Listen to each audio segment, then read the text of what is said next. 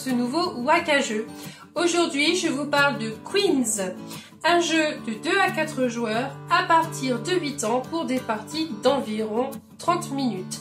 Bzz, bzz, to be or not to be, c'est parti! Comme son nom l'indique, Queens est un jeu sur les abeilles. Nous incarnons des apiculteurs renommés et nous allons devoir planter de jolies orchidées dans nos champs afin d'y attirer les abeilles et produire le miel le plus délicieux de la région. Qu'est-ce qu'on retrouve dans Queens? Vous avez des fleurs en 5 couleurs différentes. Donc jaune, du bleu, du rouge, du rose et du blanc. Vous avez des fleurs simples et vous avez des fleurs avec des abeilles.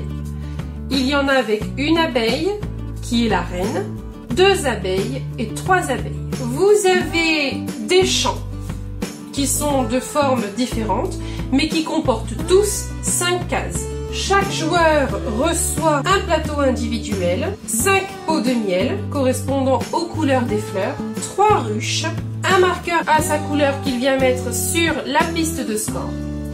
Et vous avez également des pots de miel classés du plus grand chiffre au plus petit. Et pour finir, vous avez un jardinier.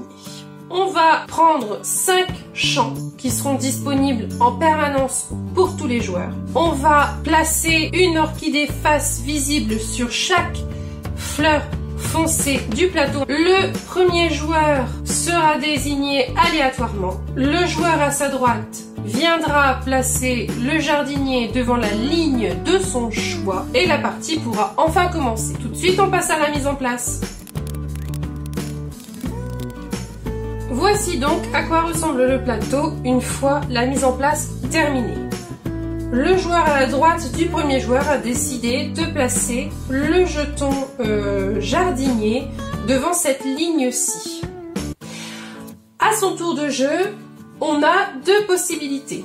Soit venir cueillir des orchidées dans le plateau central ou venir remplir un champ. Pour cueillir des orchidées, déjà, vous ne pouvez prendre des orchidées que dans la ligne où se trouve le jardinier. Plusieurs possibilités s'offrent à vous. Vous pouvez prendre une seule orchidée, soit une orchidée donc de couleur, soit une orchidée avec les abeilles, ou vous pouvez prendre 2 orchidées de même couleur ou de couleurs différentes, mais sans abeilles, ou vous pouvez prendre 3 orchidées, mais elles doivent être toutes les 3 de couleurs différentes et toujours sans abeilles.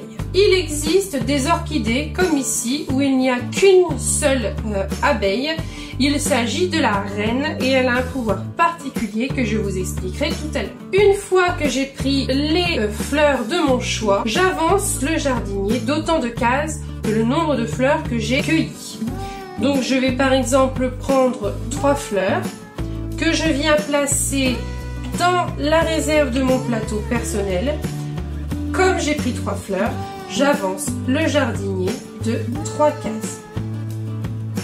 C'est donc sur cette ligne-ci que mon joueur de gauche pourra venir récupérer à son tour des fleurs. Voilà pour l'action cueillir des fleurs. La deuxième action que vous pouvez faire, c'est remplir un champ. Pour remplir un champ, il faut d'abord aller choisir un champ parmi ceux qui sont disponibles dans la réserve commune. Je décide par exemple de prendre ce champ-ci. Lorsque je vais vouloir agrandir mon champ, il est important de savoir que la prochaine tuile que je prendrai devra obligatoirement être connectée par au moins un côté à l'un des champs précédemment posés. Une fois que j'ai sélectionné mon champ, je vais venir y poser mes orchidées. Quand je prends un champ, je suis obligée de le remplir entièrement. Je ne peux pas décider de ne poser qu'une orchidée. Il faut que toutes les cases soient remplies. Elles peuvent être remplies soit avec les fleurs, soit par une combinaison de fleurs et d'orchidées. Je peux décider de placer mes 5 fleurs comme ceci, ou je peux décider de ne poser que 4 fleurs et venir poser une ruche. Le placement des fleurs sur vos champs est très important. Quand au moins 2 orchidées de la même couleur sont placées côte à côte, je vais marquer un point pour chaque orchidée de cette zone. Ici, par exemple, 2 points. Et en plus de marquer ce point, je vais venir récupérer le pot de miel correspondant à cette couleur sur mon plateau individuel. Une fois que j'aurai récupéré les 5 pots de miel, je vais venir récupérer le premier pot de miel qui se trouve au-dessus de la pile. Ces points que je garde devant moi seront ajoutés à mon score final en fin de partie. Quand mon champ va venir s'agrandir, il se passera la même chose. Donc là, je peux décider également de venir compléter avec une ruche. Ici, donc, mon pot de miel rouge, je l'ai déjà gagné. Donc je ne le gagne plus, mais je continue à marquer des points. Ici, j'ai donc une zone de 3 fleurs rouges, je marquerai 3 points. Ici, je construis une zone de 3 fleurs jaunes, je marquerai également 3 points. J'ai donc des fleurs qui ne contiennent qu'une abeille. C'est la reine. Au moment où je viens récupérer la reine sur le plateau central, je récupère cette fleur et exceptionnellement, grâce à la reine, je peux prendre ma reine et venir la placer tout de suite sur mon plateau, à l'endroit d'une fleur précédemment posée. Je vais par exemple venir la placer ici, puisque ça m'intéresse fortement. Et je récupère cette fleur. Mais attention, quand je place ma reine, je ne marque pas les points pour avoir agrandi la zone. Si plus tard je viens à nouveau à l'agrandir, la reine comptera. Mais au moment où je place la reine, je ne marque pas de points. Prenez l'exemple où c'est mon tour. Je décide de prendre une fleur. Je prends une fleur que je mets dans ma réserve. Je déplace mon jardinier qui malheureusement arrive devant une ligne vide. Comme j'ai déplacé le jardinier devant une ligne vide, je gagne un point de victoire. Comme le joueur à ma gauche n'a plus de fleurs à cueillir, on vient re-remplir la ligne et seulement cette ligne-ci de fleurs pour qu'il puisse avoir un choix et cueillir des fleurs à son tour. De la même façon, s'il n'y a plus qu'un seul champ disponible, je le prends. Mais comme je n'ai pas eu le choix de la forme, en compensation, je gagne également un point de victoire. Lorsque le jardinier franchit la ligne rouge, par exemple ici je décide de prendre une fleur rose, le jardinier est déplacé et franchit la ligne rouge. Là également, il va se passer quelque chose. Déjà, le joueur qui vient de déplacer le jardinier gagne encore une fois un point de victoire. Puis, on recomplète le plateau avec des fleurs comme lors de la mise en place. Et on vient ressortir également des champs pour être à 5 champs disponibles pour tous les joueurs.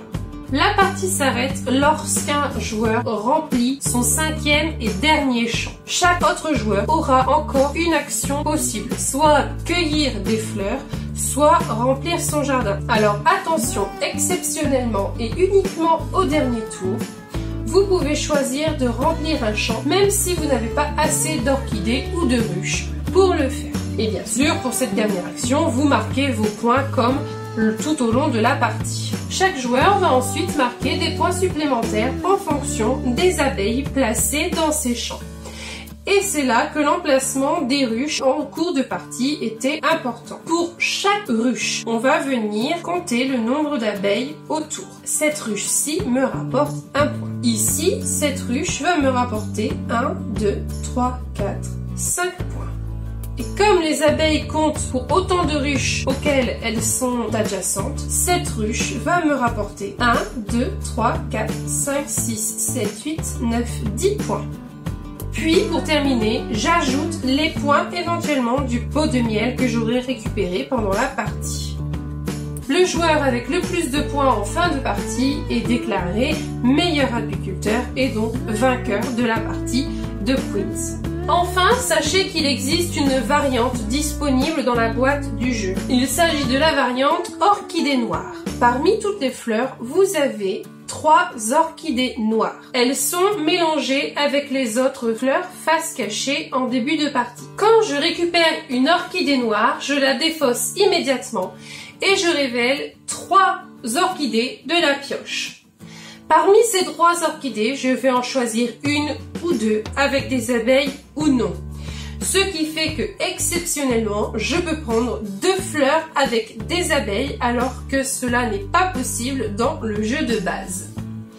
Les orchidées sont remélangées dans la pioche. Ensuite, on déplace le jardinier d'une case, quoi qu'il arrive. Cette variante permet donc de changer un peu la partie pour ceux qui ont l'habitude de jouer à Queens, puisque le fait qu'on puisse récupérer 2 fleurs qui contiennent des abeilles paraît très intéressant.